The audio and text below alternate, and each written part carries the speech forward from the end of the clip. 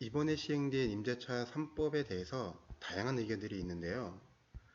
이 법을 가장 민감하게 받아들이실 분들이 전세 세입자와 임대인인 것 같습니다. 임대차 3법 중 다른 내용들은 이해가 필요한 부분이기 때문에 따로 언급하지 않겠습니다. 제가 오늘 토론을 한번 해보고자 하는 내용은 전세 세입자와 임대인의 입장에서 바라본 임차인의 손해배상 청구권 발생 요건인데요. 다만 임대차 3법이 시행이 되긴 되었지만 아직 법 조문으로 명문화가 된 것은 아니죠. 그래서 저 또한 뉴스나 기사를 보고 말씀드릴 수밖에 없는 점과 차후에 추가적인 논의에 따라 달라질 수 있는 부분도 있다는 점을 우선 말씀드리고자 합니다. 그럼 임대차 3법, 과연 이 법이 전세 임차인들을 제대로 보호하는 법일까에 대해서 제가 생각하는 조금 의아스러운 부분은 임차인에게 손해배상 청구권이 발생하려면 전제 조건 두 가지가 성립되어야 한다는 것입니다. 첫 번째, 임대인은 실거주를 이유로 갱신을 거절해야 한다. 여기서 실거주자는 본인을 포함해서 직계 좀비 속에 해당됩니다. 두 번째, 임대인이 실거주를 하지 않은 상태에서 다른 세입자를 구해야 한다. 이 두 가지가 성립해야만 임차인에게 손해배상 청구권이 발생하게 됩니다.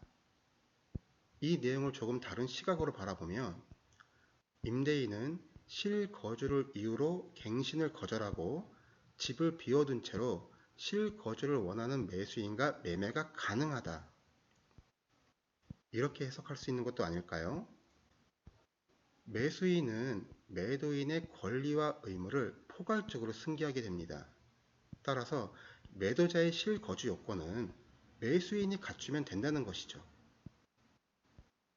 그리고 매매 특약으로 그 부분을 명시하면 됩니다. 여기서 매수인이 실거주 조건을 갖추는 방법은 여러 가지가 있겠지만 직계 좀비 속에 전입만 옮겨 놓는다던가 하는 경우에 세입자가 이를 확인하기는 상당히 어렵지 않을까요? 이 부분에 대한 상황을 한번 만들어 보면 만기가 2달 정도 남은 임차인이 임대차 3법 개정으로 인해 2년을 더 연장할 수 있음을 요구하니까 임대인은 실거주를 이유로 갱신을 거절하였다. 그래서 전세 임차인은 어쩔 수 없이 다른 전세를 구해야 하기에 여러 곳을 둘러보았지만 전세가 없다. 울며 겨자 먹기로 월세라도 구한 임차인은 분한 마음에 예전에 살던 전셋집을 확인해 보니 세입자는 구하지 않았고 몇 개월 후에 매매가 되었다. 임차인이 억울한 마음에 임대차 3법을 다시 확인해 보니 임대인이 실거주를 하지 않은 것만으로 임차인에게 손해배상 청구권은 발생하지 않는다고 한다.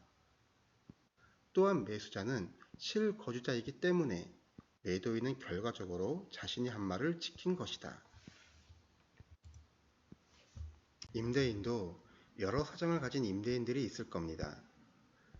전세를 놓을 수밖에 없는 임대인의 경우에는 임대차 3법이 아니더라도 세입자는 보호가 될 것입니다. 또한 어차피 매매를 생각하고 있던 임대들도 있겠죠. 아직 임대차 3법에 대한 해석이나 사례, 판례가 없는 상황에서 누구나 다양한 생각을 말할 수 있는 거죠.